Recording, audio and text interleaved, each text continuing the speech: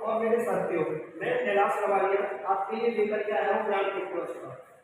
ज्ञानपीठ पुरस्कार एक ऐसा टॉपिक है जहाँ से हर बार और प्रत्येक परीक्षा में कोई ना कोई क्वेश्चन वहाँ से पूछा जाता है। तो आइए देखते हैं हम ज्ञानपीठ पुरस्कार को शॉर्ट ट्रिकों के द्वारा पढ़ते हैं और समझते हैं। तो देखें यहाँ पर सबसे पहले हम बात करते हैं ज्ञानपीठ पुरस्कार। सबसे पहले हम बात करते हैं इसकी स्थापना कब हुई थी। तो जो इसकी स्थापना हुई थी वो 1961 में हुई थी। जो इसकी ज्ञानपीठ पुरस्कार की जो स्थापना हुई थी यानी 14 दिसंबर 1961 में इसकी क्या हुई है, स्थापना हुई है। और इनके जो संस्थापक है साहू शांतिलाल जैन। तो आपके सामने यहाँ पे ज्ञानपीठ संबंधित दो प्रश्न है। पहला कि ज्ञानपीठ की स्थापना कब हुई, तो ज्ञानपीठ की स्थापना हुई है 1961 में और इसके संस्थापक है साहू शांतिलाल जैन। अब आपसे पूछा जाता है कि भाई ज्ञानपीठ की जो प्रारंभिक राशि है, प्रारंभिक राशि, तो आपको ध्यान रखना है वो जो रुपये दिए जाते थे वो दिए जाते थे 1 लाख रुपया।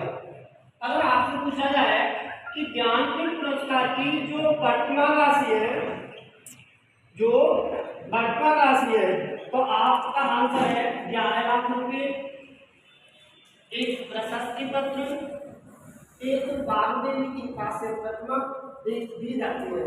अब इसके बाद में अगर आपसे किया जाए प्रथम ज्ञानपीठ पुरस्कार प्राप्तकर्ता,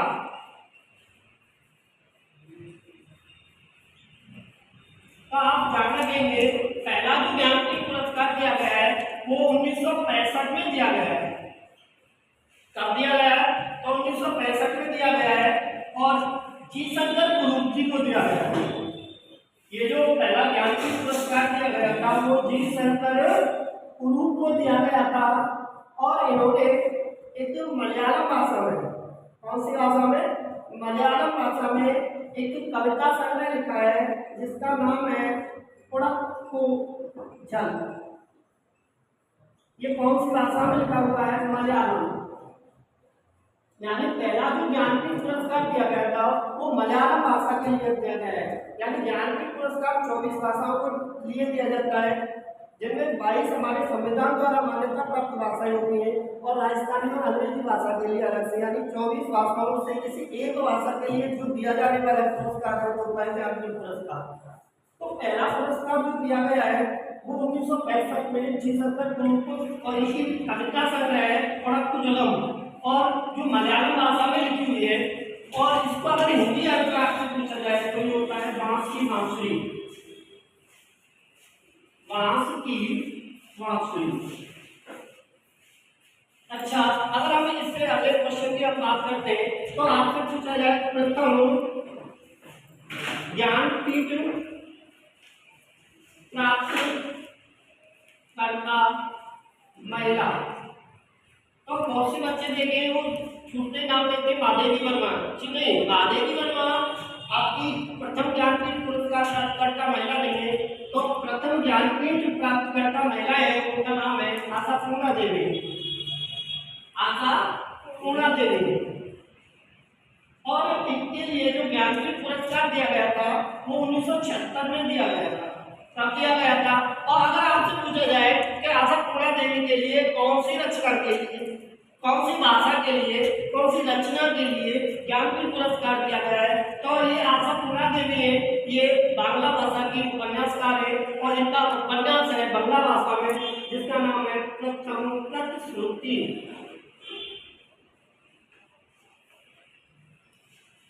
दोबारा से देखेंगे, अगर आपसे क्वेश्चन किया जा रहा है कि प्रथम ज्ञानपीठ प्राप्तकर्ता महिला कौन है, तो प्रथम जो ज्ञानपीठ प्राप्तकर्ता महिला है उनका नाम है आशापूर्णा देवी। उन्हें 1976 में प्रथम प्रतिश्रुति की फर्स्ट प्रॉमिस, पहला आश्वासन, अगर इसका हिंदी में हम इसको शुद्ध तरीका से अगर इसका मतलब क्या होता है तो वो होता है पहला आश्वासन, प्रॉमिस, दी फर्स्ट प्रॉमिस।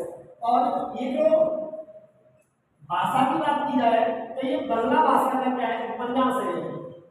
ये प्रथम प्रति श्रुति अगर आपसे पूछा जाए कि कौन सी भाषा के लिए दिया गया है तो वो बांग्ला भाषा का है।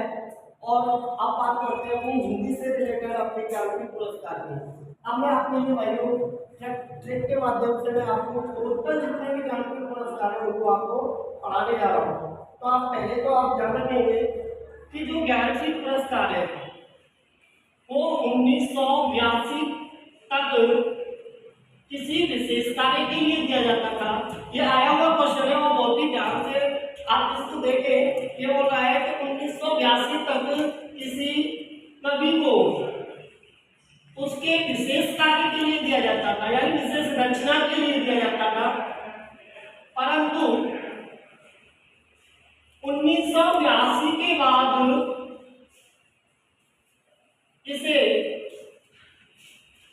साहित्य में समग्र योगदान के लिए दिया जाने लगा, यानी उस कविता जो संपूर्ण योगदान है उसके लिए दिया जाने लगा। तो आपसे प्रश्न पूछा गया है कि कौन से सही के बाद कवि को जो साहित्य का जो ज्ञानपीठ पुरस्कार है वो एक कविता विशेष के लिए न दिया जा सके, कविता विशेष के लिए न दिया जा सके, इसके लिए दिया जाने लगा एक साहित्य में समग्र योगदान के लिए। तो आप याद रखेंगे 1982 में के बाद में ये एक कवि विशेष के लिए यानी उसके समग्र योगदान के लिए ज्ञानपीठ दिया जाने लगा। अब हम बहुत ही इंपॉर्टेंट क्वेश्चन की बात कर रहे हैं। तो आप बात कर रहे हैं हिंदी के ज्ञानपीठ पुरस्कार। तो देखिए हम पंत दिनकर से आगे है महादेवी। यानी अगर हम रचना विशेष की बात करते हैं कि जो रचनाओं में जो पुरस्कार दिए गए तो केवल और केवल 4 कवि होते हैं। तो सबसे पहले आपको ध्यान रखिए पंत दिनकर आगे और महादेवी वर्मा, ये 4 कवि हैं जिनके लिए किसी रचना विशेष के लिए पुरस्कार दिया गया है। अब मैंने यहाँ पे ट्रिक लिखा है तो आप ध्यान रखेंगे, इनका सन याद रखना है आपको। तो देखिए ये 1968 है, ये 1972 है, ये 1910 बढ़ा दें तो यानी ये 1978 हो जाएगा। फिर इसमें हम 10 बढ़ाएंगे तो ये 1982 हो जाएगा। दोबारा से सुने भाई, हिंदी का पहला जो ज्ञानपीठ पुरस्कार है वो 1968 में सुमित्रानंदन पंत, सुमित्रा नंदन पंत के लिए दिया गया और इनकी रचना थी जिसका नाम था चिदंबरा।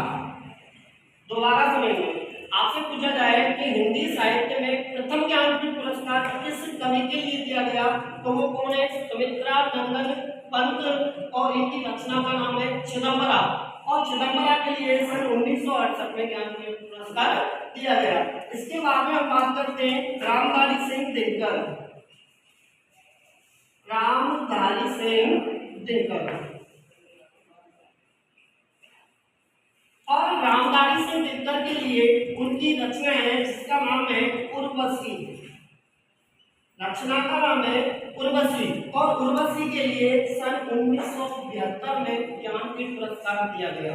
अब हम अगली बात करें तो वो है सच्चिदानंद हीरानंद बादशाह आज्ञा। तो यहाँ पे आज्ञा की बात करते हैं तो आज्ञा की कौन सी रचना है जिन्हें उन्हें ज्ञानपीठ पुरस्कार दिया गया था। तो आपने बताया कि आपका आंसर होगा कितनी नावों में कितनी बार, कितनी नावों में कितनी बार। तो इस रचना के लिए सन 1978 में सच्चिदानंद हीरानंद बादशाह करके को ज्ञानपीठ पुरस्कार दिया गया। और इसके बाद में जो रचना विशेष के लिए जो पुरस्कार दिया गया है वो 1982 में दिया गया है और 1982 में जो दिया गया है वो दिया गया है महादेवी वर्मा के लिए। किसके लिए दिया गया है तो वो महादेवी वर्मा के लिए दिया गया है जिनकी रचना है बहुत ही प्रसिद्ध रचना है जिसका नाम है यामा। और यामा जो है, यामा एक काव्य संग्रह है और यह नीरजा रश्मि, निहार। दोबारा से सुनेंगे, नीरजा, रश्मि और निहार, इन तीनों से मिलाकर के जो बना है वो है यामा। और यामा के लिए 1982 में महादेवी वर्मा के लिए ज्ञानपीठ पुरस्कार दिया गया। तो आप याद रखेंगे, पंत दिनकर से आते हैं महादेवी। अब इसके बाद में केवल हमें आप सन याद रखने हैं कि कौन से सन में किस साहित्यकार के लिए ज्ञानपीठ पुरस्कार दिया गया। तो आगे देखें, नरेश निर्मल कुंवर है।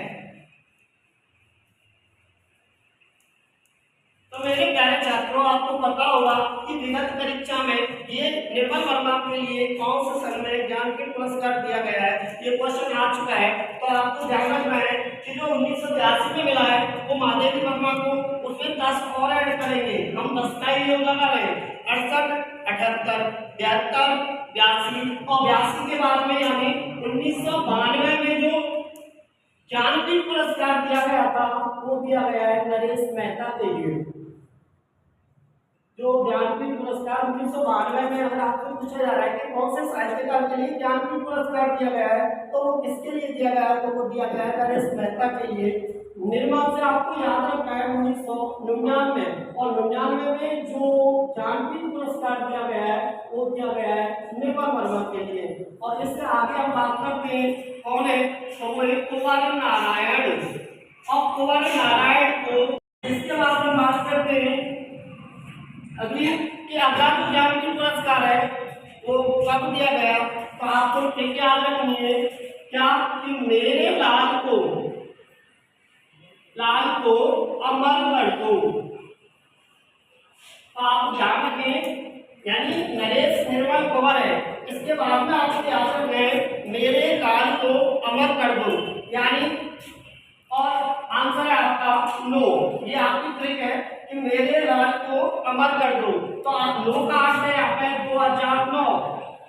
और आपसे पूछा जाए कि 2009 में किस साहित्यकार के लिए ज्ञानपीठ पुरस्कार दिया गया है, तो आपको याद रखना है, ये बहुत ही इंपॉर्टेंट है, क्योंकि 2009 में किसी एक साहित्यकार के लिए नहीं बल्कि दो साहित्यकार के लिए ज्ञानपीठ पुरस्कार दिया गया है। तो आप याद रखेंगे, लाल का अर्थ यहाँ पे श्रीलाल शुक्ल, श्रीलाल शुक्ल, तथा यहाँ पे अमर का अर्थ है अमरकांत।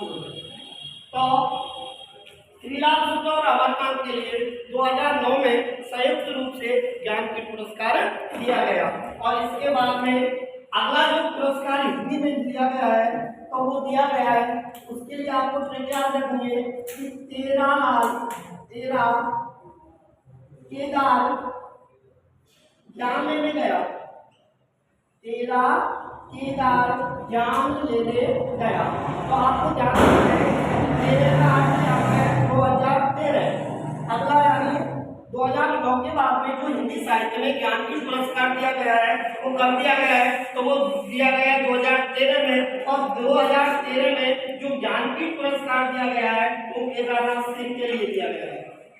इसके लिए केदारनाथ सिंह। और आपको ध्यान रखना है कि 2013 के बाद में जो हिंदी साहित्य में जो ज्ञानपीठ पुरस्कार दिया गया है वो 2017 में दिया गया है। तो आपको याद रखना है 17 में सोबती, आपको याद रखना है 17 में सोबती, यानी 2017 में कृष्णा सोबती। तो भाई पहले आपने ये पढ़ाई ज्ञानपीठ पुरस्कार, ऐसे ही बहुत सारी अच्छी जानकारियों के लिए, बहुत सारे अच्छे क्वेश्चनों के लिए जुड़े रहे Kailash Lavania Hindi classes. Thank you.